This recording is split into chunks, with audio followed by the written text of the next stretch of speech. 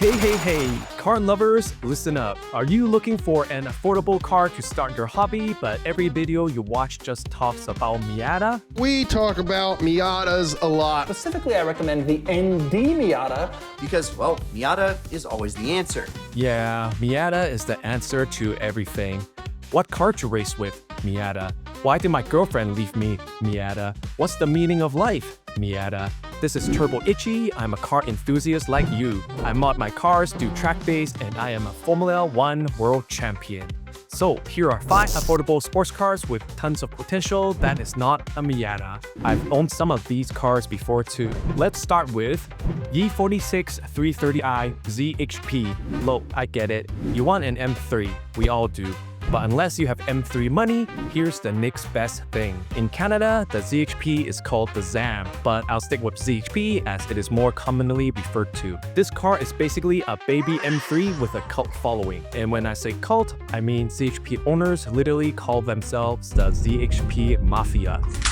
Sounds intimidating, but all they do is sip coffee and take selfies with their cars. Here are the highlights. The 3-liter straight-six engine outputs 10 more horsepower than the base car, now at 235. That doesn't sound like a lot, but it also has a higher red line for that naturally aspirated fun. It wears a unique M Tech 2 body kit that some say this is the best looking version of the E46. Interior is upgraded with luxury items like a rear shift knob and Alcantara steering wheel. Best of all, it has 6-speed manual instead of 5-speed. You can buy an automatic, but why would you do that? It's available in several body styles, including coupe, sedan, and convertible. Pricing can vary depending on the body style and condition, but generally it is quite affordable. Buy one now and join the ZHP Mafia.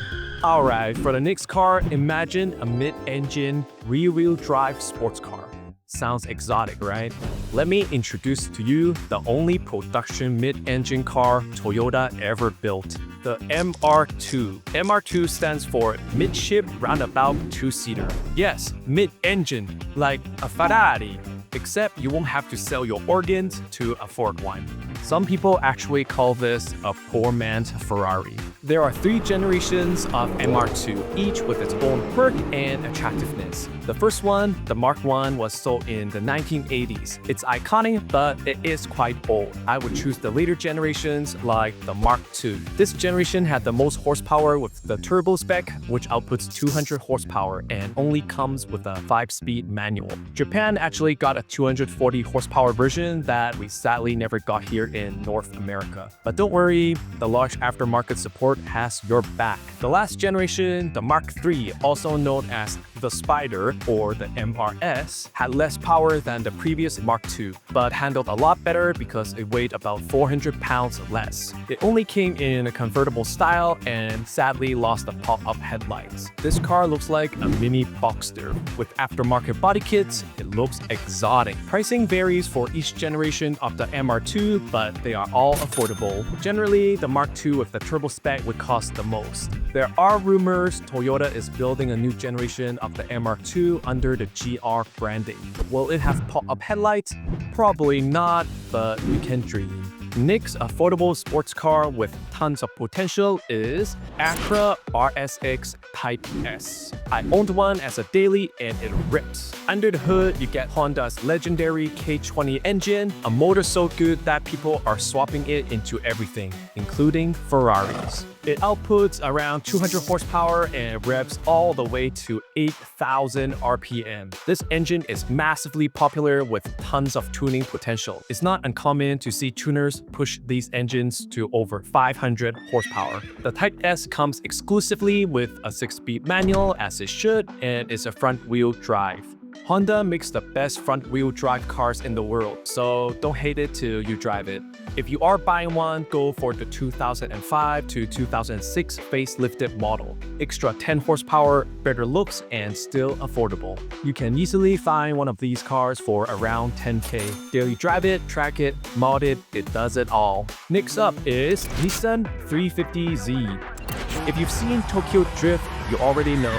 This is the car of DK himself. You know what DK stands for? Donkey Kong. Drift King. It has a naturally aspirated V6 that outputs 306 horsepower on a rear-wheel drive platform.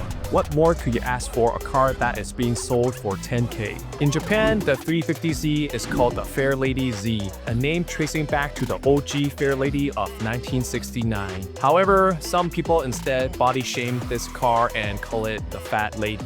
Rude. You can get a convertible version, but I personally think it looks a bit weird when the top is up. If you were looking for a two-seater roadster to begin with, again, the answer is Miata. If you are shopping for one, be aware that there is no such thing as a stock 350Z anymore. Every single one has been repainted more times than a kindergarten art project and strapped with an exhaust that will make your ex-girlfriend happy she dumped you. The new Nissan Z is literally built on the same platform as the 350Z. Either the chassis is that good or Nissan is broke. The Z represents a dying breed of enthusiast cars. Just think about it, how many cars today still have a naturally aspirated V6, rear-wheel drive, and a manual? There isn't any. The last one was a Camaro, which got discontinued in 2024. Even the new Z is turbocharged. Grab one before they all turn into EVs. Last on the list of affordable sports car to start your car hobby is the FRS BRZ Twins. Yeah, you knew this car would be on the list. But listen, I have to talk about it because this was the first sports car that I bought. It really is a great affordable beginner sports car. Yeah, it doesn't have a lot of power. People say, it's slow, my grandma's wheelchair can gap it. Shut up! This is how you learn as a driver. You can't just use horsepower as a crutch and fix your mistakes by mashing the throttle. Being the successor to the legendary E46, it brought incredible hype when it first launched. Random strangers would come up to me to talk and appreciate what this car meant. Just put some light mods on there to upgrade the suspension and brakes, and now you have a reliable car that will grow with your skills as you get introduced to the world of performance driving. FRS was originally sold under the Scion brand, which doesn't even exist anymore. So technically, you are driving a collector's item. Nice. Of the first-gen twins, the FRS was the less luxurious and cheaper of the two. The BRZ had GPS, leather seats, push-button start, and auto climate controls. You might think it's weird to get an 8.6 successor that's a Subaru, but actually, majority of the engineering and manufacturing of this car was done by Subaru. If you look at the engine under the hood of an FRS, it actually says Subaru. If you plan on modifying it for more power, please don't turbocharge it. The engine rods are made of glass and they will explode on you. What affordable sports car did I miss? Drop a comment below. I love talking cars with fellow enthusiasts. Hit that subscribe button or your car will throw check engine lights. You've been warned.